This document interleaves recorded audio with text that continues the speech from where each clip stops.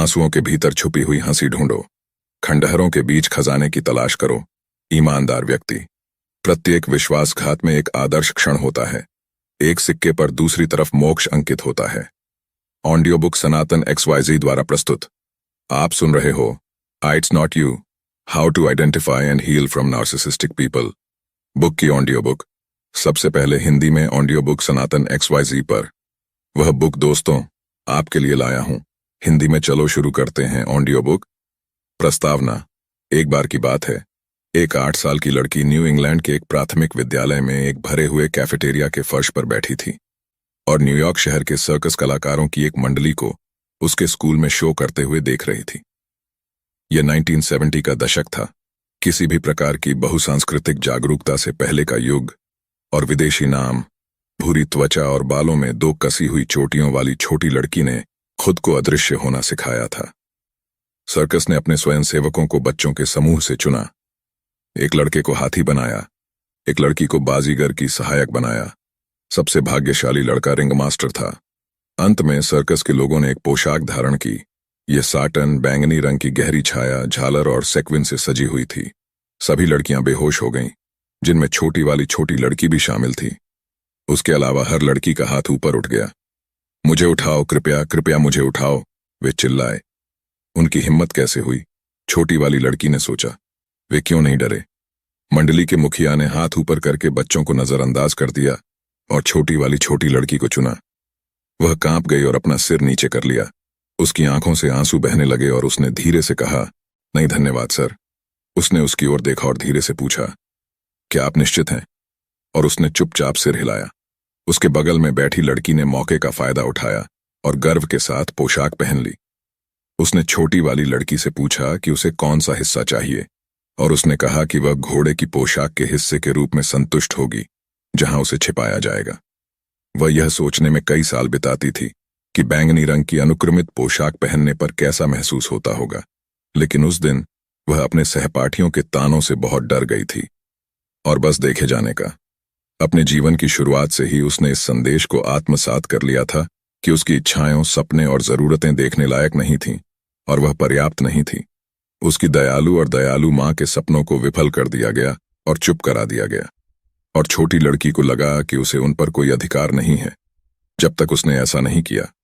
हालांकि मेरे पास अभी भी एक शानदार बैंगनी सिल्वेन वाली पोशाक नहीं है, मैं मानता हूं कि हम खुद को आत्ममुग्ध लोगों की कहानियों से बाहर निकाल सकते हैं, जिन्होंने हमें परिभाषित किया, हमें चुप कराया, हमारे पंख काट दिए, हमें सिखाया कि हमारे सपने भव्य थे, हमें शर्म से भर दिया और कुछ समय के लिए हमारी खुशी चुरा ली। कि हमारे पास प्रेम कहानियां, सफलता की कहानियां और खुशियां हो सकती हैं, फिर भी हम समझ सकते हैं कि आत्मा की अंधेरी रातें अभी भी होंगी और आत्मसंदेह की छाया एक साथी यात्री बनी रहेगी। और हम इसे आगे बढ़ा सकते हैं और लोगों को बता सकते हैं कि जो हुआ वह वास्तविक था और यह पर्याप्त है। मैंने किया, और हर दिन मैं ऐसे अधिक से अधिक लोगों को देखता हूं जो ऐसा करते हैं। हम अवमूल्यन और अमान्यकरण और मनोवैज्ञानिक आत्म नुकसान के अंतर पीढ़ीगत चक्र को तोड़ना शुरू कर सकते हैं। ये कहानियां अवश्य बताई जानी चाहिए। मुझे अभी भी नहीं पता कि मुझ में पकड़ने की हिम्मत होगी या नहीं। आज वह चमकदार पोशाक, लेकिन मुझे लगता है कि चोटियों और बड़ी भूरी आंखों वाली छोटी लड़की, और जिसका नाम कोई भी उच्चारण नहीं कर सकता था, ने इसे हिलाकर रख दिया होगा। और मेरी छोटी बच्ची की ओर से आप सभी को हृदय से शुभकामनाएं। मुझे पता है तुम कर सकते हो बहुत। परिचय। हम यहां कैसे पहुंचे? तटस्थता अत्याचारी की मदद करता है, पीड़ित की नहीं। मौन हमेशा अत्याचारी को प्रोत्साहित करता है, उत्पीड़ित को कभी नहीं करता। Elie Wiesel. सुबह के 9 बजे। कैरोलिना के 2 बच्चे हैं और 20 साल की शादी के दौरान उसके पति ने उसे कई बार धोखा दिया, जिसमें दोस्तों और पड़ोसियों के साथ भी शामिल था।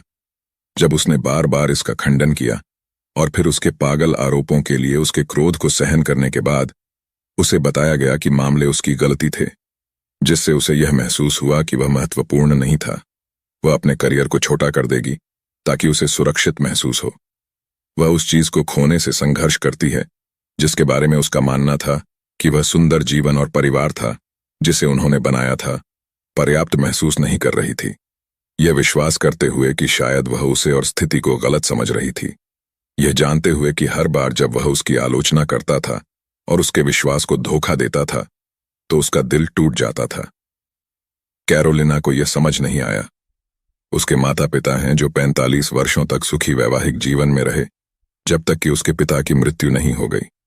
वह परिवार में विश्वास करती थी और अब आसन्न तलाक के साथ उसे लगा कि वह असफल हो गई है। वह नियमित रूप से घबराहट के दौरों और दुर्बल करने वाली चिंता का भी सामना कर रही थी और कभी कभी सुलह के बारे में सोचती थी। सुबह 10 hours 30 minutes and 0 seconds बजे नतालिया की शादी को एक ऐसे व्यक्ति से 50 साल हो गए हैं जिसने उसे बताया था कि जब उसे कैंसर था तब उससे इतनी अधिक अपेक्षा करना हास्यास्पद था। उन्होंने कहा कि यह विघटनकारी था और उन्हें बाहर फेंक दिया, क्योंकि अब उन्हें उसके लिए दुखी महसूस करना था और कीमोथेरेपी नियुक्तियों से उसे लेने के लिए अपने व्यस्त कार्यक्रम को बढ़ाना था। वर्षों तक कैंसर के इलाज के बाद न्यूरोपैथी विकसित होने के बाद उसे चलना मुश्किल हो गया था और ठंडी रात में 5 ब्लॉक चलने के बजाय एक रेस्तरां के सामने छोड़ने के लिए कहने के लिए वह उसे शर्मिंदा करता था और उसे महारानी कहता था। हालांकि उनके वयस्क बच्चे और पोते पोतियां हैं और उनका जीवन यात्रा और पारिवारिक समय से भरा है। नतालिया उस जीवन शैली को बिगाड़ने के लिए जिम्मेदार नहीं बनना चाहती जिसका हर कोई आनंद ले रहा है, और वह स्वीकार करती है कि कुछ दिनों से अधिक समय में वह अपने पति की कंपनी का आनंद लेती है। उनके पास अभी भी एक सभ्य यौन जीवन और एक साझा इतिहास है। उसके पास मेडिकल और कानून दोनों की डिग्री होने के बावजूद वह उसके साथ एक निजी सहायक की तरह व्यवहार करता है। वह चल रही स्वास्थ्य स्थितियों, आत्मदोष और शर्म से जूझ रही है और अपने करीबी परिवार को छोड़कर सभी से सामाजिक रूप से अलग थलग हो गई है। 1 o'clock बजे राफेल के पिता ने बचपन से ही उसकी तुलना अपने भाई से की है और वह लगातार इस कल्पना के साथ काम करता है कि एक बार जब वह पर्याप्त पैसा कमा लेगा तो उसे नोटिस किया जाएगा। उसके पिता अक्सर उसे कमजोर समझते थे। उसे अपने भाई की नवीनतम सफलताओं के बारे में बताने में कुछ खुशी महसूस करते थे। राफेल लंबे समय से अपने भाई से दूर था और अपनी पत्नी राफेल की मां के प्रति भावनात्मक रूप से अपमानजनक था। इसके परिणाम स्वरूप उस पर जबरदस्त मनोवैज्ञानिक असर पड़ा, जिसके बारे में राफेल का मानना था कि उसकी अकाल मृत्यु हुई। राफेल जानता है कि उसके दादा ने उसके पिता के साथ भी ऐसा ही किया था। यह सांस्कृतिक रूप से उनके लिए ऐसा ही था और वह उन नस्लीय पूर्वाग्रहों और सीमाओं के लिए भी छूट देना चाहता था जिनका उसके पिता और दादा ने जीवन भर सामना किया था। राफेल सफल अंतरंग संबंधों को बनाए रखने में सक्षम नहीं है और खुद से कहता रहता है, अगर मैं पिताजी को अपनी सफलता दिखा सकता हूं तो मैं ठीक हो जाऊंगा और अपना शेष जीवन शुरू करने के लिए तैयार हो जाऊंगा। राफेल 24 घंटे काम करता है, सोने और काम करने के लिए दवाओं और उपचारों के मिश्रण पर निर्भर रहता है, शायद ही कभी लोगों से मिलता जुलता है और सामाजिक संपर्क की इच्छा रखता है, लेकिन कहता है कि जब बहुत कुछ होता है तो छुट्टियों पर जाना या लोगों के साथ घूमना अनुग्रहकारी लगता है। करने का काम, आइए इसे मेरे कार्यालय में एक काल्पनिक दिन कहें। इन वर्षों में इन कहानियों को सुनने के बाद यह स्पष्ट हो गया कि राफेल जैसे लगभग हर मामले में माता पिता अमान्य रहेंगे और कैरोलिना और नतालिया जैसे लोगों के साथ उनके साथी उन्हें दोषी ठहराते रहेंगे। लेकिन मेरे लिए राफेल, कैरोलिना और नतालिया को सामने से बताना मददगार नहीं होता कि उनके जीवन में लोग संभवतः अपना हानिकारक व्यवहार जारी रखेंगे। इसके बजाय हमारा काम उन्हें यह सिखाने के बारे में हो गया कि स्वीकार्य और अस्वीकार्य व्यवहार क्या होते हैं और स्वस्थ रिश्ते क्या होते हैं। साथ ही उनके लिए एक सुरक्षित स्थान तैयार किया जाता है। उन्हें अपनी भावनाओं, इन रिश्तों और अपने वास्तविक स्वरूप का पता लगाने के लिए हमें भ्रम को समझना था और यह पता लगाना था कि वे जो कुछ नहीं किया उसके लिए वे खुद को दोषी क्यों ठहरा रहे हैं या दोषी महसूस कर रहे हैं, जबकि वे कुछ भी गलत नहीं कर रहे हैं। एक चिकित्सक के रूप में मेरे लिए उपचार को केवल चिंता, स्वास्थ्य संबंधी मुद्दों, अवसाद, भ्रम, असंतोष, हताशा, असहायता, सामाजिक अलगाव और जुनूनी कार्य प्रवृत्तियों पर केंद्रित करना आसान होता और इसमें संदर्भ शामिल नहीं होता। हमें यही करना सिखाया जाता है। कार्यालय में व्यक्ति के आसपास क्या हो रहा है, इसके बजाय उसके कुत्सित पैटर्न पर ध्यान केंद्रित करें। लेकिन वहां तो कुछ और ही हो रहा था। सप्ताह दर सप्ताह मेरे ग्राहकों की घबराहट और उदासी उनके रिश्तों के पैटर्न और व्यवहार के साथ साथ कम होती गई। यह स्पष्ट हो गया कि रिश्ते घोड़े थे और चिंता जो उन्हें चिकित्सा में ले गई वह गाड़ी थी। मैं इतने सारे ग्राहकों की कहानियों में समानता से चकित था। फिर भी ये ग्राहक अलग अलग इतिहास वाले बहुत अलग लोग थे, लेकिन जहां वे भिन्न नहीं थे वह यह था कि उन सभी को लगा कि वे अपनी स्थितियों के लिए दोषी हैं। वे खुद पर संदेह करते थे, चिंतन करते थे, शर्मिंदा महसूस करते थे, मनोवैज्ञानिक रूप से अलग थलग, भ्रमित और असहाय थे।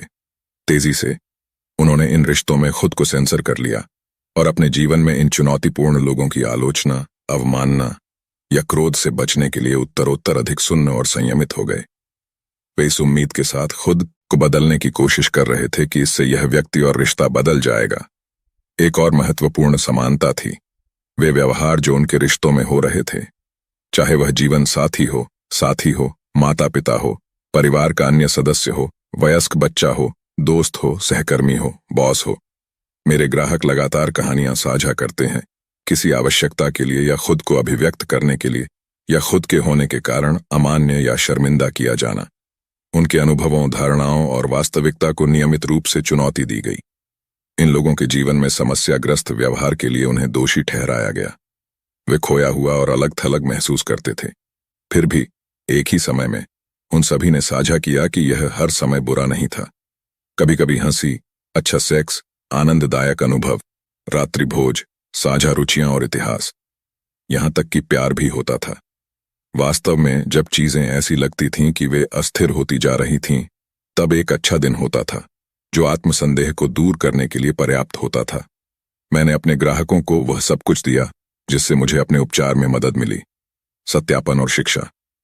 इन रिश्तों के पैटर्न के बारे में उन्हें शिक्षित किए बिना उनकी चिंता पर ध्यान केंद्रित करना टायरों में हवा डालकर इंजन की समस्याओं को ठीक करने जैसा था। और वे इंजन समस्याएं हमेशा एक ही स्थान पर वापस आती प्रतीत होती हैं, आत्ममुग्ध रिश्ते। एक कहावत है कि जब तक शिकार की कहानी शेर द्वारा नहीं बताई जाती, शिकार की कहानी हमेशा शिकारी की महिमा करती रहेगी। जो व्यक्ति कथा को धारण करता है, उसके पास शक्ति होती है। अभी तक हमने सिर्फ शिकारी की कहानी ही बताई है। आत्ममुग्धता के बारे में किताबें आत्ममुग्धता के बारे में बात करती हैं। हम इन आकर्षक लोगों के बारे में गहरी उत्सुकता रखते हैं, जो इतने बुरे और दुखदायी व्यवहार के बावजूद बहुत कम परिणामों के साथ बच निकलते हैं। हम यह समझने के लिए मजबूर हैं कि वे स्पष्ट रूप से इतने सफल क्यों हैं और वे जो करते हैं वह क्यों करते हैं। भले ही हमें आत्ममुग्धता पसंद ना हो, हम इन व्यक्तित्व शैलियों वाले लोगों का महिमा मंडन करते हैं। वे हमारे नेता, नायक, मनोरंजनकर्ता और मशहूर हस्तियां हैं। दुर्भाग्य से वे हमारे माता पिता, साझेदार, मित्र, भाई बहन, बच्चे, बॉस और पड़ोसी भी हैं। लेकिन शेर का क्या? उस व्यक्ति के बारे में क्या जिसके पीछे शिकारी जाता है या हानि पहुंचाता है? आत्ममुग्धता के बारे में जो कुछ भी लिखा गया है, वह कहानी के अधिक महत्वपूर्ण भाग को भूल जाता है। उन लोगों का क्या होता है जो आत्ममुग्धता के चक्कर में हैं? आत्ममुग्ध व्यक्तित्व वाले लोगों और व्यवहार से लोग कैसे प्रभावित होते हैं? जब लोग आहत होते हैं तो क्यों को समझने में व्यस्त रहते हैं, जैसे कि इससे किसी तरह उनका दर्द कम हो सकता है। ऐसा नहीं है। हम शिकारी के बारे में जानने के लिए लगभग जुनूनी उत्साह में इतने उत्सुक हो जाते हैं कि वे जो करते हैं वह क्यों करते हैं। किसी में सहानुभूति या प्रकाश की कमी क्यों होगी? चालाकी क्यों की जाएगी? इतनी कुशलता से झूठ क्यों बोला जाएगा? या अचानक इतना गुस्सा क्यों आएगा? लेकिन इस बात पर ध्यान केंद्रित करने में कि आत्ममुग्ध व्यक्तित्व वाले लोग ऐसा क्यों करते हैं, हम ये भूल जाते हैं कि उन लोगों का क्या होता है जिनसे प्यार होता है, जिनके बच्चे होते हैं, जिनके साथ उनका पालन पोषण होता है, जिनके साथ संबंध होते हैं, जिनके साथ काम करते हैं, जिनके साथ काम करते हैं, जिनका तलाक हो जाता है। अपार्टमेंट साझा करें, दोस्त बने और आत्ममुग्ध लोगों को पालें। उनके साथ क्या हुआ? संक्षिप्त उत्तर, यह अच्छा नहीं है। यह एक असहज बातचीत है। आप उन लोगों पर आक्षेप नहीं लगाना चाहते जिन्हें आप प्यार करते हैं, प्रशंसा करते हैं, सम्मान करते हैं और जिनकी आप परवाह करते हैं। ये स्वीकार करने के बजाय कि आप जिस व्यक्ति से प्यार करते हैं या सम्मान करते हैं, उसके पूर्वानुमानित, अपरिवर्तनीय और हानिकारक पैटर्न का सामना कर रहे हैं, अपने कठिन रिश्तों की जिम्मेदारी स्वयं लेना या इसे जीवन के उतार चढ़ाव के लिए लिखना आसान है। एक मनोवैज्ञानिक के रूप में जिसने आत्मकामी दुर्व्यवहार से बचे सैकड़ों लोगों के साथ काम किया है, जो हजारों बचे लोगों के लिए एक कार्यक्रम चलाता है और जिसने किताबें लिखी हैं और हजारों घंटे बनाए हैं इस विषय पर सामग्री, मैं इस बात से जूझ रहा हूं कि क्या आत्ममुग्धता पर ध्यान केंद्रित करना एक सार्थक बातचीत है, क्योंकि मुद्दा वास्तव में आत्ममुग्ध व्यक्ति के व्यवहार से आपको होने वाले नुकसान का है। यदि व्यक्तित्व में परिवर्तन की संभावना नहीं है तो क्या हम व्यक्तित्व को व्यवहार से अलग कर सकते हैं? क्या इससे कोई फर्क पड़ता है कि उनका हानिकारक व्यवहार जानबूझकर किया गया है या नहीं? क्या आप आत्ममुग्धता को समझे बिना ठीक हो सकते हैं? और सबसे महत्वपूर्ण बात, क्या आप इन रिश्तों से उबर सकते हैं? यह पुस्तक उन जटिल प्रश्नों का पता लगाएगी।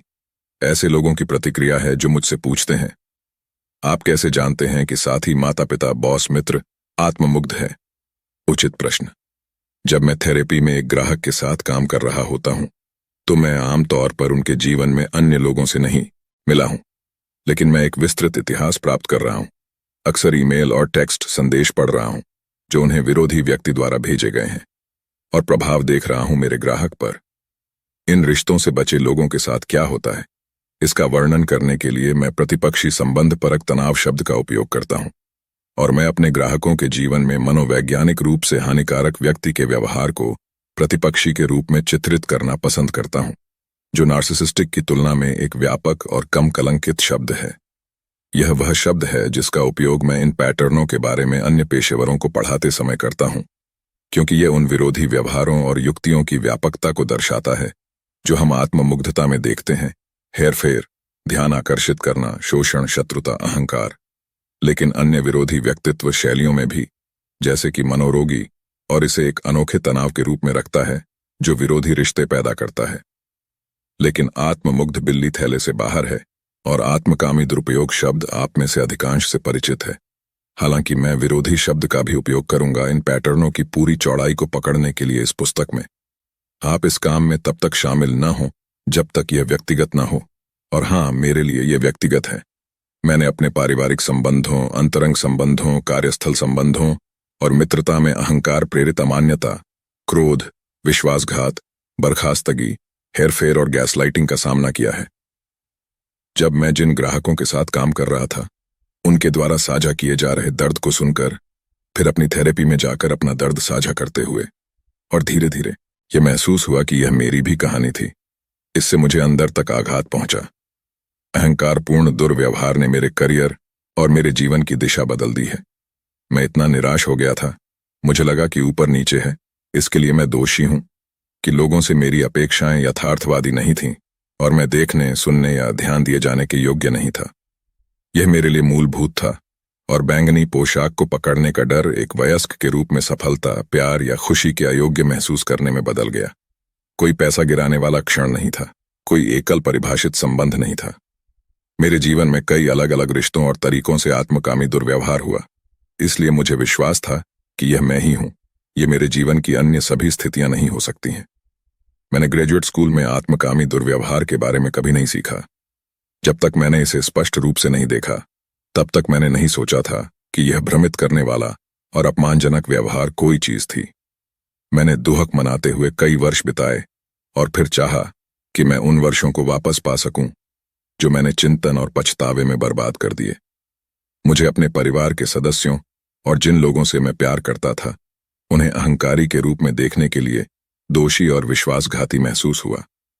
मैंने धीरे धीरे सीमाएं निर्धारित कीं, मौलिक रूप से स्वीकार किया कि इस व्यवहार में से कोई भी नहीं बदलेगा। मैंने प्रयास करना बंद कर दिया, मेरे जीवन में विरोधी लोगों को बदलो और उनसे और उनके व्यवहार से अलग हो जाओ। मैंने उन रिश्तों को खो दिया जो कभी मेरे लिए मायने रखते थे, और परिवार की वफादारी के बारे में प्राचीन सांस्कृतिक मानदंडों और तेज कोहनियों वाले लोगों के साथ रहने का तरीका खोजने की आवश्यकता के वर्तमान मानदंडों का उल्लंघन करने के लिए आलोचना का सामना करना पड़ा। मुझे अब एहसास हुआ कि यदि आप तेज कोहनियों के साथ पर्याप्त समय बिताते हैं, तो आप खून से लथपथ होकर मर जाएंगे। लगभग 20 साल पहले मैं अनुसंधान सहायकों की देखरेख कर रहा था, जो बाह्य रोगी क्लिनिकों में कुछ रोगियों के बारे में रिपोर्ट कर रहे थे, जो नर्सों, चिकित्सकों और वहां काम करने वाले अन्य सभी लोगों पर अपने अधिकारहीन, अव्यवस्थित, तिरस्कारपूर्ण और अहंकारी व्यवहार के कारण कहर बरपा रहे थे। उस अवलोकन ने मुझे व्यक्तित्व, विशेष रूप से अहंकार और विरोध, और यह स्वास्थ्य को कैसे प्रभावित करता है, पर शोध करने के लिए एक शोध कार्यक्रम शुरू करने के लिए प्रेरित किया। साथ ही मुझे उन हजारों लोगों की कहानियां सुनने का सौभाग्य मिला है जिन्होंने इन रिश्तों को झेला है। दुर्भाग्य से मैं सुनता रहा कि कई बार साथी, परिवार के सदस्य, दोस्त, सहकर्मी और यहां तक कि चिकित्सक भी अपमानजनक व्यवहार का अनुभव करने वाले व्यक्ति को बहुत संवेदनशील होने, अधिक प्रयास न करने, बहुत चिंतित होने, अधिक क्षमा न करने, रहने छोड़ने के लिए दोषी ठहरा रहे थे। नार्सिसिस्ट शब्द का उपयोग करने और अधिक स्पष्ट रूप से संवाद न करने के लिए कठोर माना जा रहा है। मैंने चिकित्सक प्रशिक्षण कार्यक्रमों के विवरण पढ़े हैं जो उन ग्राहकों को पीछे धकेल देते हैं जो मानते थे कि उनके परिवार या रिश्ते विषाक्त थे, या मानते थे कि जो ग्राहक जोड़ तोड़ वाले रिश्तों के बारे में बात करने के लिए चिकित्सा में आए थे वे बस रो रहे थे। आत्ममुग्ध व्यक्तित्वों और आत्ममुग्ध लोगों के साथ उपचार कैसे करें, इस बारे में अनगिनत किताबें और लेख लिखे गए हैं। वस्तुतः ऐसा कोई भी नहीं था इन संबंधों में लोगों के साथ क्या हुआ या आत्ममुग्ध लोगों के साथ संबंधों में रहने वाले लोगों के साथ उपचार कैसे किया जाए, इस पर चर्चा की गई। भले ही मानसिक स्वास्थ्य के क्षेत्र में हर कोई जानता था कि ये अस्वस्थ रिश्ते थे। एक बार जब मैंने अपनी मुट्ठी साफ कर ली तो मैंने अपने गुस्से को शिक्षा पर केंद्रित कर दिया, न केवल ग्राहकों और आत्ममुग्ध दुर्व्यवहार से बचे लोगों के लिए बल्कि नैदानिक पेशेवरों के लिए भी। जिन ग्राहकों के साथ मैंने काम किया है वे वर्षों तक तलाक से गुजरे हैं। उनकी कंपनी में नेतृत्व द्वारा उन पर संदेह किया गया जब उन्होंने उत्पीड़न और दुर्व्यवहार के दस्तावेजी दावे किए और कार्यस्थल पर अपराधी को एक अलग स्थान पर एक नए पद पर स्थानांतरित होते देखा। जब उन्होंने सीमा निर्धारित की तो उन्हें उनके परिवारों द्वारा काट दिया गया। सजा के तौर पर पोते पोतियों को रोक लिया गया था। आत्ममुग्ध भाई बहनों द्वारा बुजुर्ग माता पिता को आर्थिक रूप से प्रताड़ित होते देखा। बचपन को अमान्य करने से बचने के लिए ही वयस्कता को अमान्य करने से बचना होगा। जब आत्ममुग्ध मित्रों को रास्ता नहीं मिला तो उन्होंने ऑनलाइन बदनामी भरे अभियान शुरू कर दिए और आत्ममुग्ध माता पिता ने उन्हें उनकी मृत्यु शैया से बाहर निकाला था। मैंने ऐसे संगठनों में काम किया है जहां गैसलाइटिंग संचार का पसंदीदा तरीका था और मैंने देखा कि जिन प्रणालियों में वे काम करते थे उनसे सबसे जहरीले लोगों को सक्षम बनाया गया, जिससे उन स्थानों के सर्वश्रेष्ठ और प्रतिभाशाली लोगों को नुकसान हुआ। निजी तौर पर लॉस एंजल्स में ऐसी सड़कें और पड़ोस हैं जिनसे मैं अभी भी बचता हूं क्योंकि मेरे पास यादों से निपटने के लिए बैंडविड्थ नहीं है। मैंने अपनी सुरक्षा के लिए खतरों का अनुभव किया है और नौकरी छोड़ने के लिए मजबूर महसूस किया है, और मैंने देखा है कि परिवार किसी पीड़ित व्यक्ति को सांत्वना देने की तुलना में परिवार के किसी सदस्य की प्रतिष्ठा की रक्षा करने के बारे में अधिक चिंतित रहता है। मुझे नए लोगों के साथ विश्वास बनाने में काफी समय लगता है।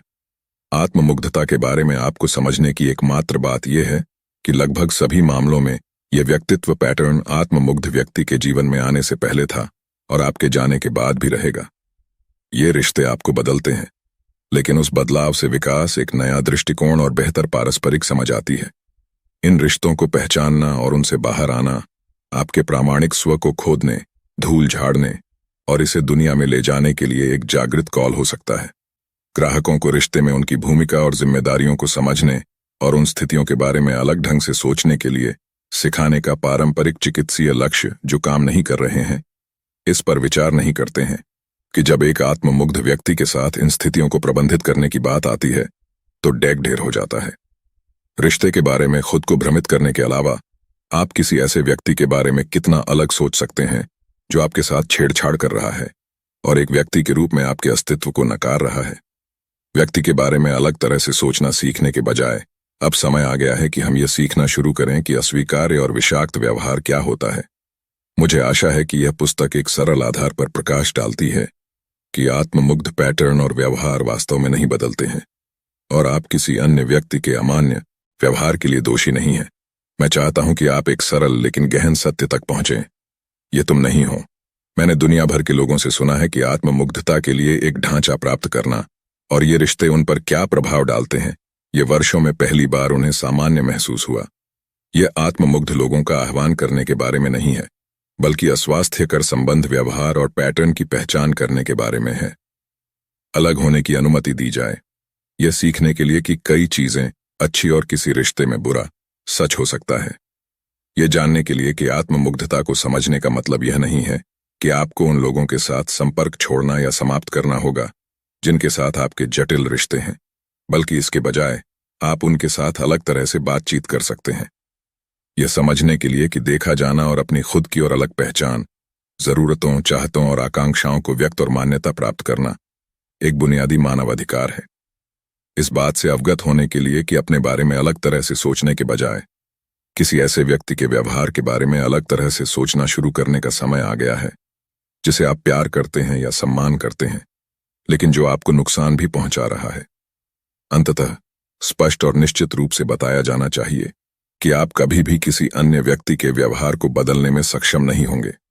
यह सब घर की लाइटें जलाने और गैस लाइटें बंद करने जैसा था। यह पुस्तक आपके लिए है जो आत्ममुग्ध लोगों के साथ अवैध संबंधों से बचे हुए हैं। यह किताब इस बारे में नहीं है कि वे कैसे टिकते हैं, बल्कि यह किताब इस बारे में है कि आप कैसे ठीक होते हैं।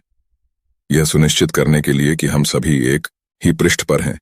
आत्ममुग्धता के बारे में एक संक्षिप्त अवलोकन होगा, लेकिन इसका बाकी हिस्सा आपके लिए और आपके बारे में है। शेर द्वारा बताई गई शिकार की कहानी मानो जस की तस हो। यह आप पर अहंकारी लोगों के व्यवहार के प्रभाव की समीक्षा करेगा और आप अनुग्रह, ज्ञान, करुणा और शक्ति के स्थान से कैसे आगे बढ़ सकते हैं, ठीक हो सकते हैं और ठीक हो सकते हैं। यह मेरे दिमाग और दिल दोनों से लिखी गई किताब है। अक्सर जब आप किसी आत्ममुग्ध रिश्ते से बाहर निकलते हैं या किसी रिश्ते से अलग हो जाते हैं, तो आप सोचते हैं कि यह एक अंत है, लेकिन वास्तव में उपचार और उसके बाद जो कुछ भी होता है, वहीं से सब कुछ शुरू होता है। यह आपकी कहानी की शुरुआत है, अमान्य छाया से बाहर निकलने की और अंततः खुद को आप बनने की अनुमति देने की। आपको यहां बुक आपके भाग्य के कारण मिला है। दोबारा इसके आगे का अध्याय आपको नहीं मिल पाएगा, क्योंकि आपने सब्सक्राइब किया नहीं है और बेल आइकॉन दबाए नहीं है। अगर इस बुक की आगे का अध्याय या फिर इस तरह की बुक आपको चाहिए, सब्सक्राइब कीजिए। आपको लाइक करना चाहिए और कमेंट में बताना चाहिए कौन सी बुक ऑडियो बुक में सुनना है। आप हमारा काम लाइक करने से हमको पता चलता है कितनी जल्दी इस बुक की नया अध्याय पब्लिश अपलोड करना है, या फिर किस तरह की ऑडियो बुक हमको आपको देनी है। तो लाइक कीजिए, सब्सक्राइब कीजिए, कोई सुझाव हो कमेंट कीजिए। धन्यवाद हमको सपोर्ट करने के लिए। हमारे साथ जुड़े रहने के लिए खुद भी सुनिए, दूसरों को भी सुनाइए। ऑडियो बुक सनातन XYZ motivation audio book Hindi लेखक है मिस्टर कुंजल। ऑडियो बुक समाप्त। ऐसे अलग अलग देश की भाषा में बुक हिंदी में सुनना चाहते हो तो हमारे काम को लाइक कीजिए, सब्सक्राइब कीजिए, और आप किसी और बुक के बारे में ऑडियो बुक सुनना चाहते हो तो कमेंट में वह बुक का नाम लिख लीजिए। हम आपके वहां बुक कोई भी भाषा में होगी, हम आपको हिंदी में आपको सुनाई देंगे। फिर मिलते हैं नए ऑडियो बुक में। आप भी सुनिए, औरों को भी सुनाइए। जय श्री राम। थैंक यू दोस्तों, इस वीडियो को यहां तक देखने के लिए बहुत बहुत बहुत थैंक यू। अगर आप इस बुक की और भी डिटेल जानना चाहते हैं तो आप इस बुक को पढ़कर इसको और भी डिटेल में पढ़ सकते हैं और बहुत सारे प्रोडक्टिविटी सीक्रेट्स को सीख सकते हैं। इस बुक की ओरिजिनल कॉपी का लिंक मैंने डिस्क्रिप्शन में डाल दिया है, और क्योंकि आप बुक समरी के इस पार्ट तक पहुंच चुके हैं तो इसका मतलब यह है कि आपको भी हमारी तरह किताबों से बहुत प्यार है। इसलिए उन्हें लगातार एंजॉय करने के लिए हमारे चैनल को सब्सक्राइब जरूर कर देना और साथ साथ बेल आइकन को भी प्रेस कर देना। बेल आइकन को प्रेस करने का फायदा यह होता है कि हर हफ्ते जो ऑडियो बुक हम रिलीज करते हैं उस वीडियो का नोटिफिकेशन आप तक डायरेक्टली पहुंच जाता है, ताकि आप उसको इमीडिएट देखकर बहुत कुछ अपनी लाइफ में सीख सके और कंसिस्टेंटली आगे बढ़ते रहें। वापस से दिल से थैंक यू। जल्दी मिलते हैं और भी बेहतरीन ऑडियो बुक के साथ।